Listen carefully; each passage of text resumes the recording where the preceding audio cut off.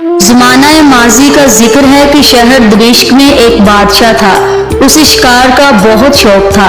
ایک دن وہ شکار کے لیے دور دراز کے جنگلوں میں جا نکلا اور پھر وہاں سے چلتا ایک نہایت خوبصورت سرسبز چراگاہ میں پہنچ گیا، جہاں کی ہوا نہایت دلکش اور نہایت پرفضا تھی، کیونکہ وقت دوپہر کا ہو گیا تھا اور گرمی کی شدت بہت زیادہ تھی۔ بادشاہ پر تھکاوٹ سوار تھی، اسی وجہ سے بادشاہ گھوڑے سے اترا اور ایک درخت کے سائے میں جا کر گھوڑے کی زین کا بستر بنا کر وہاں بچھا کر لیٹ گیا۔ ابھی اس کی آنکھ بھی نہ لگنے پائی تھی کہ اس نے بڑے زور کی پھنکار کی آواز سنی۔ پھنکار کی آواز اس کے کانوں میں آئی تو اس کی آنکھ کھل گئی۔ اس نے اٹھ کر دیکھا تو اس نے جانا کہ جس مقام پر وہ لیٹا ہوا تھا اس کے تھوڑے ہی فاصلے پر دو سانپ تھے، ایک سفید رنگ کا اور دوسرا سیاہ رنگ کا۔ وہ آپس میں لڑ رہے تھے۔ بادشاہ اٹھ بیٹھا اور ان کی لڑائی کا تماشا دیکھنے لگا۔ وہ سانپ کافی دیر تک ایک دوسرے سے لڑتے رہے اور اس لڑائی کا انجام یہ ہوا، آخرکار اس سیاہ یعنی کالے سانپ نے سفید سانپ کو دبا لیا اور نہایت زخمی اور خستہ حال کر دیا۔ بادشاہ کو سفید سانپ کی یہ حالت دیکھ کر اس کے اوپر بڑا ترس آیا۔ اس نے جلدی سے کمان میں تیر جوڑ کر ایسی کاری ضرب لگائی کہ اس کالے سانپ کے دو ٹکڑے ہو گئے۔ جب اس نے سفید سانپ کو دیکھا تو وہ زخموں سے نیم مردہ ہو گیا تھا۔ بادشاہ نے خیال کیا کہ اب اس میں کچھ دم باقی نہیں رہا، یہ شاید مر چکا ہے۔ یہ سوچ کر وہ واپس اپنی جگہ پر آیا، لیکن وہ کالا سانپ اس قدر خوبصورت اور خوش رنگ تھا کہ بادشاہ کی نگاہ اس طرف سے ہٹتی نہ تھی۔ وہ بار بار اس کی طرف دیکھتا تھا۔ بہت دیر کے بعد سانپ نے ایک بار حرکت کی تو بادشاہ کو معلوم ہوا کہ اس میں ابھی دم باقی ہے، یہ ابھی زندہ ہے۔ پس بادشاہ نے ایک چشمے سے تھوڑا سا پانی لے کر اس کے آگے رکھا۔ سانپ نے نہایت آستگی سے اپنا پھن اٹھا کر پانی پینا شروع کیا۔ پانی پینے سے اس کو بڑی تسکین معلوم ہوئی اور آنکھیں کھول کر بادشاہ کو اس طرح دیکھنے لگا جیسے کوئی اپنے محسن اور دوست کو احسان مند نظروں سے دیکھتا ہے اور اس کی نیکی کے بدلے میں احسان مندی اور شکر گزاری کا اظہار کرتا ہے۔ بادشاہ کو اس کے حال پر بڑا افسوس تھا اور بادشاہ اس کے اس طرح شکر ادا کرنے پر اور احسان مندی سے بڑا خوش ہوا۔ جب بادشاہ کا لشکر ڈھونڈتا ڈھونڈتا شام کے وقت اس کے قریب جا پہنچا تو بادشاہ نے اپنے ملازموں کو حکم دیا کہ اس سانپ کو بڑی حفاظت کے ساتھ میرے ساتھ شہر لے چلو، اور خود بھی اس نے شہر کی جانب کوچ کیا اور وہاں پہ جا کر سانپ کے زخموں کا علاج کروایا۔ علاج معالجے کی وجہ سے چند روز میں اس کے تمام زخم بھر گئے اور وہ پہلے کی طرح چاقو تندرست ہو گیا۔ ایک رات بادشاہ اپنی خوابگاہ میں تنہا آرام کر رہا تھا۔ اچانک اس کے روبرو ایک نہایت حسین اور نوجوان آدمی نمودار ہوا۔ بادشاہ اس نوجوان کے حسن کو دیکھ کر حیران رہ گیا۔ وہ اس بات پر تعجب کر رہا تھا کہ یہ کس طرح زنانہ محل میں آ پہنچا۔ اس نوجوان نے بادشاہ کی صورت پر حیرانی دیکھ کر کہا، اے بادشاہ سلامت، آپ پریشان اور فکر مند نہ ہو۔ میرے یہاں آنے پر آپ کو تعجب ضرور ہوا ہوگا کہ میں یہاں کس طرح پہنچا، لیکن میں آپ کو بتا دینا چاہتا ہوں کہ میں وہ سفید سانپ ہوں جس کی جان آپ نے بچائی تھی، اور اصل میں میرا حال یہ ہے کہ میں پریوں کے ایک سردار کا بیٹا ہوں، اور وہ کالا سانپ جسے آپ نے مار ڈالا وہ میری ہی قوم کا ایک پری ذات تھا۔ میری ایک بہن ہے، نہایت خوبصورت، اتنی حسین ہے کہ اس کے حسن و جمال کا حال میں اپنی زبان سے ادا نہیں کر سکتا۔ یہ معلوم لعنتی میری اس بہن پر عاشق تھا اور اس بات کی خواہش رکھتا تھا کہ اس کو اپنی بیوی بنا لے، مگر میں اس کے اس فعل سے خوش نہیں تھا اور اس کی حرام زدگی اور بدمزاجگی سے آگاہ تھا، لہٰذا میں نے نہایت کوشش کر کے اس کا نکاح نہیں ہونے دیا۔ اس بات سے اس کو میرے ساتھ کمال کی دشمنی اور عداوت تھی اور وہ ہر وقت میری جان لینے پر تیار رہتا۔ اتفاقاً ایک روز اس نے مجھے اکیلا پایا اور مجھے مار ڈالنا چاہا۔ میں سانپ کی شکل بن کر صحرا کی طرف بھاگ نکلا تو اس نے بھی ایک سانپ کی شکل بنا کر میرا پیچھا کیا۔ انجام کار کے خدا کی قدرت इस सहरा में जहाँ वो मुझे मार डालना चाहता था, आप भी तशरीफ रखते थे। आपने उसे पकड़ लिया और फिर बाकी सब हाल आपने अपनी आंखों से खुद देख लिया और आपने उसे जहन्नम वसल करके मेरी जान बचाई। लिहाजा इससे आगे की कहानी आपको मालूम है, उसे दोबारा बयान करने की अब जरूरत नहीं। अगर आप उस दिन वहां तशरीफ ना लाते और आप मुझ पर एहसान ना करते और मेरी मदद ना करते तो मेरा हलाक हो जाना जरूरी था। जिंदगी बाकी थी जो आपकी बदौलत मुझे दोबारा जिंदगी अता हुई। मैं खुद हैरान हूँ कि मैं आपके एहसानों का बदला किस तरह अदा करूँ। अगर मेरे तमाम जिस्म के बाल जुबानें बन जाएं, तब भी मैं आपकी अनायत का शुक्रिया नहीं अदा कर सकता। बादशाह इस बात पर बड़ा हैरान हुआ और उस नौजवान को प्यार से पलंग पर बिठाया और कहा, तुमसे मेरी मुलाकात हो गई, यही मेरे लिए काफी है और मेरी मेहनत और सुलूक की वजह से तुम्हारी जान बची। इसमें खुदा की कुदरत है। तुम अपने दिल में अब कुछ ख्याल ना करो, ये नेक काम तकदीर की वजह से मेरे हाथों से ही अंजाम होना था। इसमें मेरा क्या एहसान है? जवान परिजाद ने कहा, बादशाह सलामत, मैं आपके इस एहसान का बदला इस तरह भी चुका सकता हूँ कि अगर आपकी ख्वाहिश हो तो मैं अपनी नजर से आपको जमीन के नीचे पोशीदा तमाम खजाने बता दूं। बादशाह ने हंसकर कहा कि ऐ नौजवान, अल्लाह ताला ने मुझको बहुत कुछ अता किया है, बहुत से हीरे जवाहरात और खजाने दे रखे हैं। मेरे दिल में ज्यादा दौलत की ख्वाहिश नहीं। इसके बाद नौजवान ने कहा, अच्छा, मुझे फन तबाबत में बहुत कुछ हासिल है, यानी मैं एक बहुत आला पाई का हकीम हूँ। अगर आप कहें तो मैं आपको हिकमत सिखा दूं। मेरी सिखाई हुई हिकमत आपके लिए बहुत करामत साबित होगी और आप आइंदा किसी हकीम या तबीब के मुहताज नहीं रहेंगे। बादशाह ने जवाब दिया कि तुम्हारी मेहरबानी से मुझे तबाबत सीखने की क्या जरूरत है, मेरे दरबार में बहुत से लायक फाजिल तबीब मौजूद हैं। और दूसरी बात ये कि बादशाह के लिए तबाबत करना बड़ा मयूब दिखता है। परिजाद ने ये सुनकर कहा, बादशाह सलामत, आप कोई भी काम मुझे कहें तो मेरे दिल में ये बड़ा अरमान रहेगा कि काश मैं आपके किसी काम आ सकूं। खुदा आपको किसी आजमाइश में न डाले।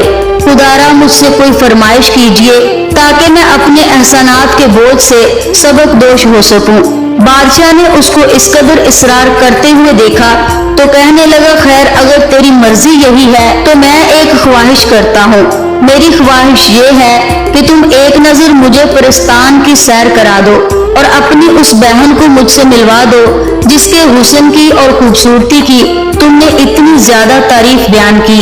परिजाद ने जो बादशाह की ये ख्वाहिश सुनी तो उसने सर झुका लिया। फिर थोड़ी देर सोचने के बाद कहने लगा, बादशाह सलामत, आपने बड़ी मुश्किल फरमाइश कर दी है जिसका सरअंजाम देना नहायत दिक्कत तलब है, मगर मैं आपके सामने इनकार नहीं कर सकता। अगर आपके काम में मेरी जान भी चली जाए तो मैं हरगिज इनकार ना करूंगा। अब आप मुझे इजाजत दें, मैं अपने मुल्क में जाकर आपकी फरमाइश पूरी करने की तदबीर सोचूं। इंशाल्लाह एक हफ्ते के अंदर फिर हाजिर खिदमत होगा। ये कहकर परिजाद वहां से रुखसत हुआ और बादशाह परिस्तान देखने के शौक में इस कदर खो गया कि वो तन्हाई पसंद हो गया। रात दिन उसके उसी ख्याल में गुजरते कि कब मैं परिस्तान देखूंगा। सल्तनत के अमूर के किसी काम में उसका दिल न लगता था, न दुनिया की ऐशो इशरत की जानब उसकी तबीयत माइल होती थी। गर्ज ये कि एक हफ्ते का अरसा उसने बड़ी बेचैनी के साथ परिजाद के इंतजार में गुजार दिया। उस मुद्दत के बाद रात के वक़्त वो उसी वक़्त बादशाह की ख्वाबगाह में हाजिर हुआ जिस वक़्त बादशाह आराम कर रहा था। यकायक परिजाद ने बादशाह की खिदमत में हाजिर होकर सलाम पेश किया और बादशाह को ये खुशखबरी सुनाई कि बादशाह सलामत, मैंने आपकी फरमाइश पूरी करने का बंदोबस्त कर लिया है।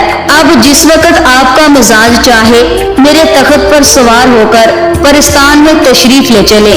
बादशाह ने कहा, मुझे तो ये 7 दिन काटने भी बड़े मुश्किल हो गए थे, अब एक लम्हे की भी देरी मुझसे नहीं बर्दाश्त होती। अगर तुम्हें कोई तकलीफ ना हो तो मुझे इसी वक्त परिस्तान ले चलो और तमाम जिंदगी के लिए मुझे अपना मशकूर करो। परिजाद ने कहा, बेहतर है। پھر اس نے آسمان کی طرف نگاہ کر کے ہاتھ کا اشارہ کیا۔ اس کے اشارہ کرتے ہی 4 پریاں ایک نہایت پرتکلف تخت جس پر ہیرے جوہرات لگے ہوئے تھے لے کر حاضر ہو گئیں۔ بادشاہ اور پریزاد تخت پر بیٹھ گئے اور پریوں کو حکم دیا کہ ہم کو پرستان میں لے چلو۔ چنانچہ پریوں نے تخت اپنے کندھوں پر رکھ کر آسمان کی طرف پرواز کرنا شروع کر دی اور ایک گھڑی میں ان دونوں کو پرستان پہنچا دیا۔ بادشاہ وہاں کا ساز و سامان، مکانات، باغات، قلعے بازار دیکھ کر بڑا حیران ہوا۔ وہ عجیب پرلطف مقام تھا۔ اس کی نظر جس عورت اور مرد پر پڑتی وہ گویا کہ بہت خوبصورت لگتے۔ عورتیں گویا کہ حور تھی، جنت کا ٹکڑا معلوم ہوتا تھا۔ حسن ان کے جسم کے ہر اعضاء سے چھلکتا تھا اور ہر کوچہ بازار ان پر اعزازوں سے بھرا ہوا تھا۔ تمام مکانات وہاں کے بالکل سنگ مرمر کے بنے ہوئے تھے اور ان کے مکانات کے صحن میں سینکڑوں قسم کے رنگ برنگے پھول کھلے ہوئے تھے۔ پریزاد بادشاہ دمشق کو اپنے مکان پر، جو کہ شاندار اور عظیم و عالیشان مکان بنا ہوا تھا، اس میں لے کر ایک باغیچے میں پہنچ گیا۔ وہ باغیچہ نہایت موزوں طور پر سجایا گیا تھا۔ بادشاہ اس مکان کی زیب و آرائش اور باغیچے کی خوبصورتی دیکھ کر اپنے دل میں اشش کر اٹھا۔ پریزاد نے بادشاہ کو ایک محل میں، جو مکان کی منزل بالا یعنی اوپری منزل پر بنا ہوا تھا، بادشاہ کو اس مکان میں ٹھہرایا اور چاندی کے برتن اٹھائے اور بادشاہ کے ہاتھ دھلائے اور خوبصورت فرش پر گھاؤ تکیے لگائے اور تمام سامان آرام و آرائش کا اس کے واسطے مہیا کر دیا۔ بادشاہ کے سامنے بڑا پرتکلف اور لذیذ کھانا پیش کیا گیا اور اس کے بعد آرام دہ بستر دیا گیا۔ بادشاہ نے پریزاد سے کہا کہ میری دوسری فرمائش کو فراموش نہ کرنا، بھول نہ جانا۔ اپنی اس ہمشیرہ یعنی بہن جس کی خوبصورتی کی تم نے ابھی تعریف کی ہے، اس کو دیکھنے کا مجھے آزاد شوق ہے۔ اس کے دیدار کا جس قدر جلد ممکن ہو سکے اس کا دیدار مجھے کروا دینا، مجھے وہ اپنی بہن دکھا دینا۔ پریزاد نے کہا اب آپ شام کے وقت تک آرام فرمائیے، صبح میری بہن حسب عادت خود باغیچے میں سیر کرنے کے لیے آئے گی، اس وقت آپ اس کو یہاں سے دیکھ لینا، مگر یہ بات یاد رکھیے گا کہ وہ آپ کو کسی طرح دیکھ نہ پائے، آپ کی یہاں موجودگی سے وہ آگاہ نہ ہو پائے، کیونکہ یہ مقام پرستان کا ہے اور پریوں کو انسانوں سے سخت نفرت ہے۔ اگر وہ آپ کو دیکھ لے گی تو خدا جانے کیا آفت آ جائے گی، آپ کے سر پر کیا مصیبت پڑ جائے گی۔ بادشاہ نے کہا تم فکر نہ کرو، میں تمہاری ہدایت کے خلاف کبھی عمل نہ کروں گا۔ یہ بات پریزاد نے بادشاہ کو سمجھائی اور وہاں سے رخصت ہوا۔ بادشاہ نے پلنگ پر آرام فرمایا مگر نیند اس کی آنکھوں میں کہاں تھی۔ رات بھر اس پری کے تصور میں ہی رہا، ایک لمحے کے لیے بھی اس کی آنکھ نہ لگی، کروٹیں بدلتا رہا اور بار بار پلنگ سے اٹھ کر باہر آتا اور آسمان کی طرف دیکھتا کہ کہیں صبح ہو اور اس خوبصورت پری کے چہرے کا دیدار کروں۔ اسی طرح اس نے رات بسر کی۔ جب صبح ہوئی تو بادشاہ نہایت شوق کے عالم میں اس محل کے ایک ستون کی اوٹ میں کھڑا ہو گیا اور اس پری کا انتظار کرنے لگا۔ جب دن کا اجالا پھیلنے لگا تو بادشاہ کو 5 پریاں جو کہ کم سن اور حسین جوان تھی اور انہوں نے رنگ برنگی پوشاکیں پہنی ہوئی تھی آتی ہوئی دکھائی دی۔ ان میں سے ایک پری سب سے زیادہ حسین اور نوجوان تھی۔ بادشاہ نے اپنے دل میں خیال کیا کہ یہی میرے یار کی بہن ہے۔ جب وہ آگے بڑھی اور اس کے قریب پہنچی تو بادشاہ دمشق جو ستون کی اوٹ میں کھڑا تھا، ان کا تمام چہرہ بادشاہ کی نظروں میں آ گیا۔ بادشاہ اس کی اتنی خوبصورتی کو دیکھ کر برداشت نہ کر سکا اور بادشاہ بے ہوش ہو کر گر پڑا۔ جب تھوڑی دیر کے بعد ہوش آیا اور باغیچے کی طرف نظر دوڑائی تو وہاں پریوں کا کوئی وجود نہ تھا۔ بادشاہ ایک بار پھر نعرہ مار کر زمین پر گر پڑا اور بے ہوش ہو گیا۔ جب دن چڑھایا تو پریزاد اس کے واسطے کھانا لے کر حاضر ہوا۔ دیکھا کہ بادشاہ بے ہوش پڑا ہے۔ وہ فوراً دوڑ کر گلاب کا عرق لایا اور بادشاہ کے چہرے پر گلاب کا عرق چھڑک دیا اور اس ترکیب سے اس کو ہوش میں لایا۔ بادشاہ نے آنکھیں کھول کر پریزاد کی طرف دیکھا اور پھر ایک سرد آہ بھری اور کھینچ کر آنکھیں आंखें बंद कर ली। परिजाद ये हाल देखकर बहुत परेशान हुआ। बादशाह से कहने लगा, खुदा के वास्ते मुझे बताइए कि आपको क्या तकलीफ पहुंची है जिसके सबब आपकी ये हालत हुई। बादशाह ने रोकर कहा, मेरा ये बुरा हाल इसी वजह से हुआ है जिसे मैं बयान नहीं कर सकता, ना उसके बयान करने से मुझे कुछ फायदा होगा। ये कहकर फिर ज़ारो क़िता रोने लगा। परिजाद को बादशाह के हाल पर बड़ा तरस आया और कहने लगा, जब तक आप अपना हाल नहीं बताएंगे, वजह नहीं बताएंगे आपकी ये हालत क्यों हुई, तब तक आपके मर्ज का इलाज नहीं हो सकता। आप शर्म और तकलीफ को दूर कीजिए और जिस वजह से आपको तकलीफ पहुंची है उसके हाल से मुझे आगाह कीजिए। जब बादशाह ने परिजाद को इस कदर इसरार करते देखा तो लाचार उसे अपने दिल का तमाम हाल बयान कर दिया। परिजाद ये सुनकर बहुत देर तक परेशानी में पड़ा रहा। बहुत सोचने के बाद कहने लगा, अपनी जान बचने के लिए मुझसे जहाँ तक हो सका आपके हुक्म की तामील की, मगर ये नई बात जो आपके दिल में पैदा हुई है ये बहुत अजीब है। मेरी अकल इसमें काम नहीं करती और आपकी उम्मीद का पूरा हो जाना मेरी समझ में नहीं आता। परिजाद के मुंह से मायूसी की ये बातें सुनकर बादशाह दमिश्क के चेहरे पर मायूसी और मर्दनी सी छा गई। वो हालते अफसोस में फिर बेहोश हो गया। परिजाद ने बादशाह को बेहोश होते देखा तो फिर अफसोस में पड़ गया कि मुझे बादशाह को इस तरह साफ जवाब नहीं देना चाहिए था। बहरहाल उसने फिर बादशाह को होश में लाया और कहने लगा, बादशाह सलामत सब्र कीजिए, मैं आपके दिल की कैफियत से आगाह हूँ और जहाँ तक मुझसे हो सका मैं आपकी खातिर करूँगा। मैं इस मामले में किसी तौर पर कोताही नहीं करूँगा। बाकी किसी भी काम का अंजाम पा जाना तकदीर के इख्तियार में है। बादशाह को उसकी ये तसल्ली सुनकर बड़ा हौसला हुआ और उठ बैठा। परिजाद ने उसको इसरार करके कुछ खाना खिलाया और फिर ये कहकर रुखसत हुआ कि आप खुदा के फजलो करम से अपनी तबीयत को खुश रखें। मैं आपकी इस मुराद के हासिल करने में मसरूफ होता हूँ। जो कुछ नतीजा निकलेगा शाम को आपके पास हाजिर होकर अर्ज कर दूंगा। बादशाह ने उसकी हिम्मत और जवान मर्दी की बहुत तारीफ की और कहा कि जिस तरह मैंने तुझको उस स्याह सांप से बचाया था उसी तरह मेरा मतलब पूरा हो गया तो मैं समझूंगा तुमने हक अदा कर दिया और तुमने मुझे दोबारा जिंदा कर दिया। परिजाद बादशाह से रुखसत होकर अपनी बहन के पास गया और उसे कहने लगा, ऐ मेरी मेहरबान बहन, मैं बखूबी जानता हूँ कि तुझे मेरे साथ बहुत मोहब्बत है और मेरी जान तुझे बहुत प्यारी है। तुमने जिस तरह मेरी जान के बचने का हाल सुना कि किस तरह उस बादशाह ने मेरी जान बचाई, यानी बादशाह दमिश्क ने मुझसे एक ऐसी फरमाइश कर दी है जिसका हासिल होना तुम्हारी मदद के बगैर मुमकिन नहीं। अगर तुम मुझे ये वादा दो तो बात तुम्हारे सामने बयान कर दूं। परी ने अपने भाई की ये बात सुनी तो कहने लगी, वादा देने की क्या जरूरत है, मैं ऐसे शफीक इंसान के वास्ते जो कि आदम है, लेकिन फिर भी मैं उससे जो कुछ हो सका नेकी करूंगी और उस काम के करने में कोताही ना करूंगी। तुम मुझे उसकी फरमाइश बयान करो। परिजाद ने फिर कहा कि जब तक तुम वादा ना करोगी मैं तुमसे कुछ ना कह सकूंगा। तुम वादा करो और कबूल करो कि जो कुछ उसने फरमाइश की है वो पूरी करोगी।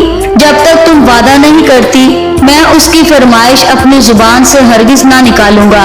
लाचार परी ने अपने भाई को वादा दिया और फिर परिजाद ने बादशाह को परिस्तान में लाने और उसको अपने महल में ठहराने और फिर परी को देखकर उस पर आशिक हो जाने का सारा हाल बयान किया और फिर उसको समझाया कि देखो उस बादशाह की बदौलत तुम्हारे भाई की जान बची है, उसका मुझ पर बहुत हक है।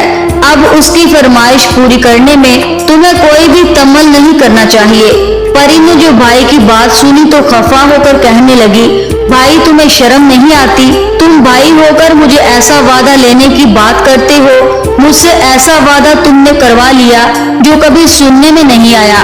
तुमने मुझे धोखा दिया है। भला बादशाह दमिश्क इंसान है और हम परियां, हमारा और उसका क्या मेल है?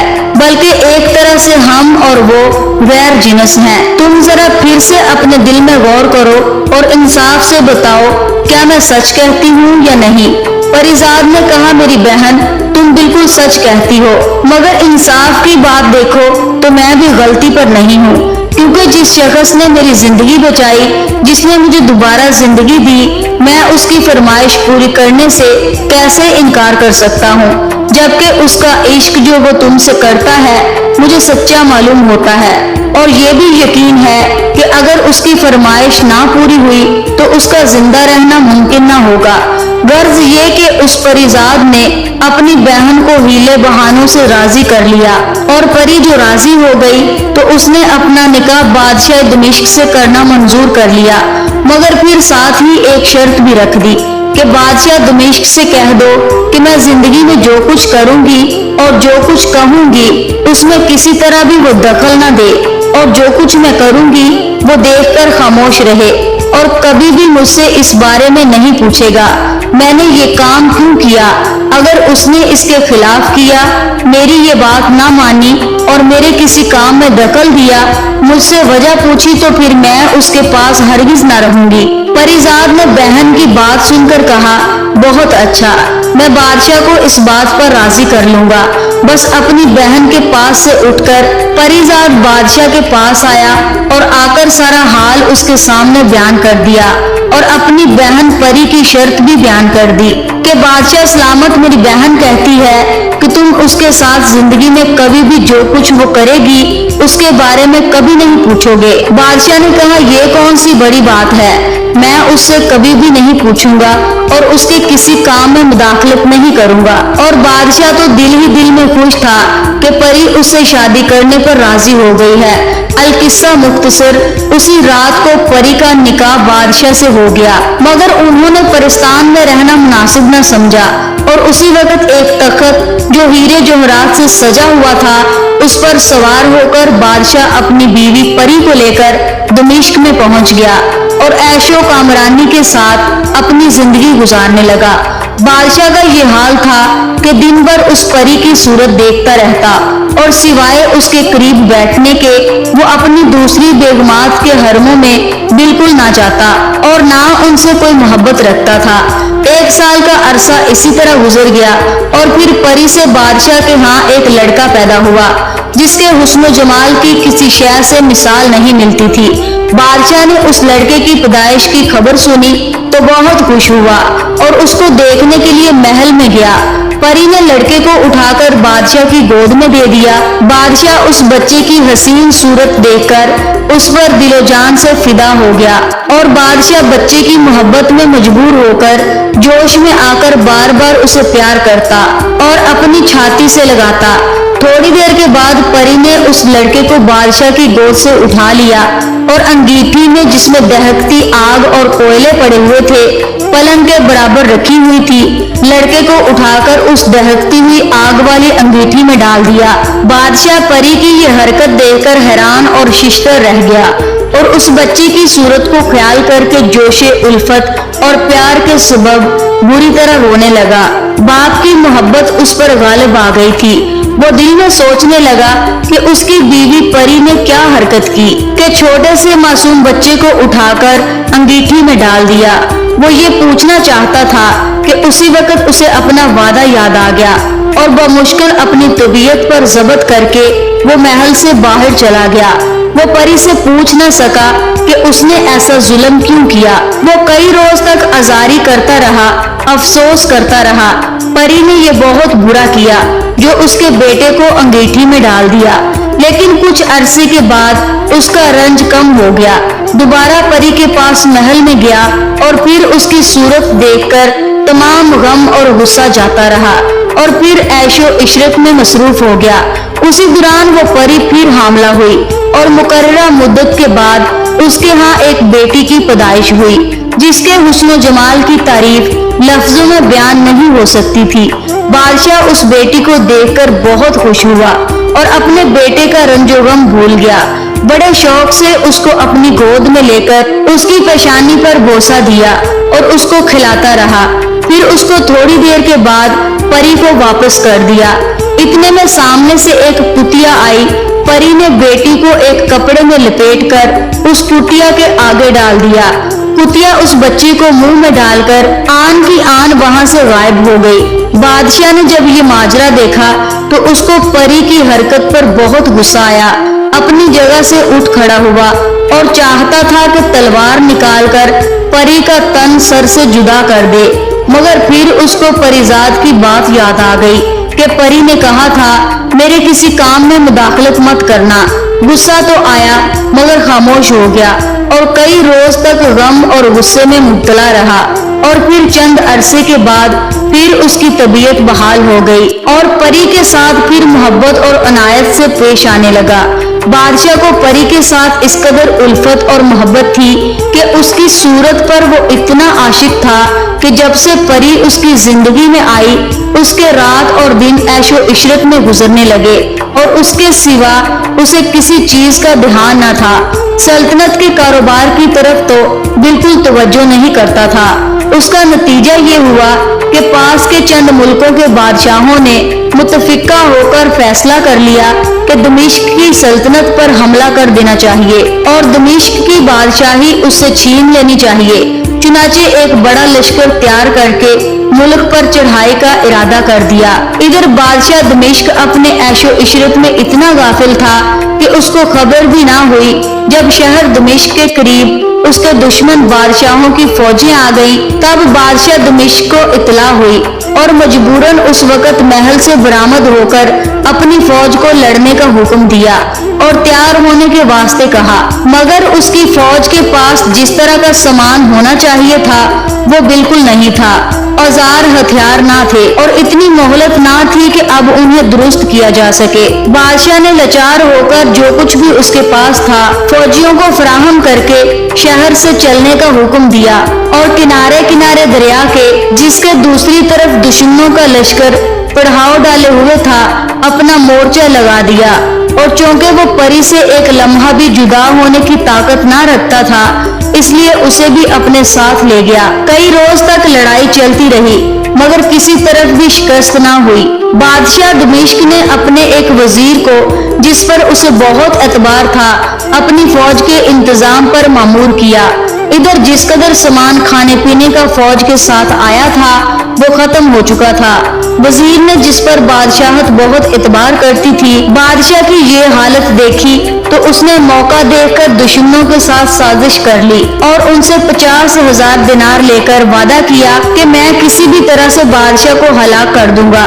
چنانچہ اس غردار وزیر نے یہ ارادہ کیا کہ وہ شراب خاص جو بادشاہ کے واسطے لے کر وہاں پہنچے تھے اس میں زہر ملا دے گا۔ جب وہ کھانے پینے کی چیزیں اور شراب بادشاہ کے خیمے میں پہنچی تو پری کو سارا حال معلوم ہو گیا، کیونکہ پریوں سے کوئی بات چھپی نہیں رہتی۔ جب اسے یہ معلوم پڑا کہ غردار وزیر نے سازش کر کے شراب میں زہر ملا دیا تو اس نے تمام شراب کو پھینکنے کا حکم دے دیا اور سارے کھانے پینے کی چیزیں بھی ضائع کر دی۔ جب سلطان شام کو واپس آیا اور کھانا طلب کیا تو اس کو معلوم ہوا کہ کھانے کے واسطے کوئی چیز موجود نہیں ہے، کیونکہ جو شراب وزیر نے بھیجی تھی اس کو پری نے پھینکوا دیا تھا۔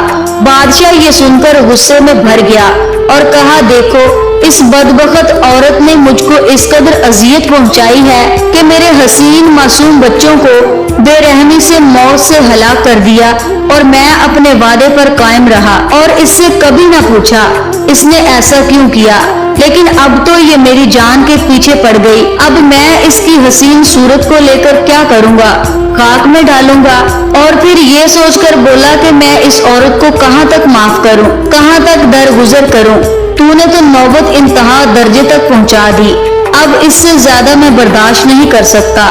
پری نے کہا، خیر ہے، کیا بات ہوئی ہے جو آپ میرے پاس اتنے غصے میں تشریف لائے ہیں؟ بادشاہ نے کہا، کم بخت، تجھے شرم نہیں آتی کہ میں نے تیرے عشق میں دنیا بھر کو، تمام دین کو ہاتھ سے گوا دیا، دنیا کو ہاتھ سے کھو دیا اور اس عہد کی پابندی کرتا رہا جو میں نے نکاح کے وقت تجھ سے کیا تھا کہ میں تیری کسی بھی حرکت میں مداخلت نہیں کروں گا اور تیرے کسی بھی جاہلانہ کام کے سلسلے میں تجھ سے نہ پوچھوں گا۔ تو نے یہ کیوں کیا؟ اپنے پیارے معصوم بچوں کو تیرے ہاتھوں سے ہلاک کروا دیا، لیکن اب تو مجھے مارنے کے لیے بھی تل گئی ہے، تو بتا میں کیا کروں؟ یہ باتیں بادشاہ کے منہ سے سن کر پری غصے میں آ گئی اور بادشاہ سے کہنے لگی، آپ نے اپنے وعدے سے انکار کیا ہے، آپ مجھ سے حال دریافت کرتے ہیں تو خیر میں اب سب باتیں اسی وقت بتا دیتی ہوں، جو کچھ میں نے کیا میں اس کے بارے میں سب کچھ بتاتی ہوں، لیکن اب آپ نے وعدہ توڑ دیا۔ میں نے آپ سے وعدہ لیا تھا کہ آپ میرے کسی کام میں مداخلت نہیں کریں گے اور نہ مجھ سے اس کی وجہ پوچھیں گے۔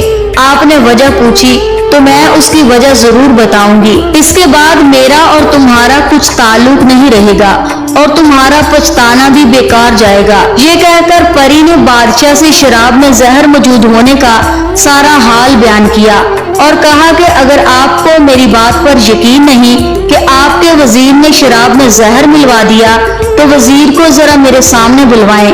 بادشاہ نے یہ بات سن کر اسی وقت وزیر کو طلب کیا۔ جب وزیر حاضر ہوا تو بادشاہ نے تھوڑی سی شراب جو پری نے ایک برتن میں رکھ لی تھی اس وزیر کے سامنے رکھی اور اسے کہا کہ اس کو پی لے۔ وزیر نے جب درگزر کرنا چاہا مگر بادشاہ کے بہت اصرار کرنے پر مجبور ہو گیا اور شراب کا پیالہ اٹھا کر اس نے منہ سے لگا لیا۔ اس شراب کے پیتے ہی وزیر کا دم نکل گیا اور وہ مر گیا۔ پری نے بادشاہ سے کہا، اب آپ کو یقین آیا کہ جو کچھ میں نے آپ سے کہا تھا وہ سچ تھا۔ اب حال ذرا اپنے بچوں کا سنیے۔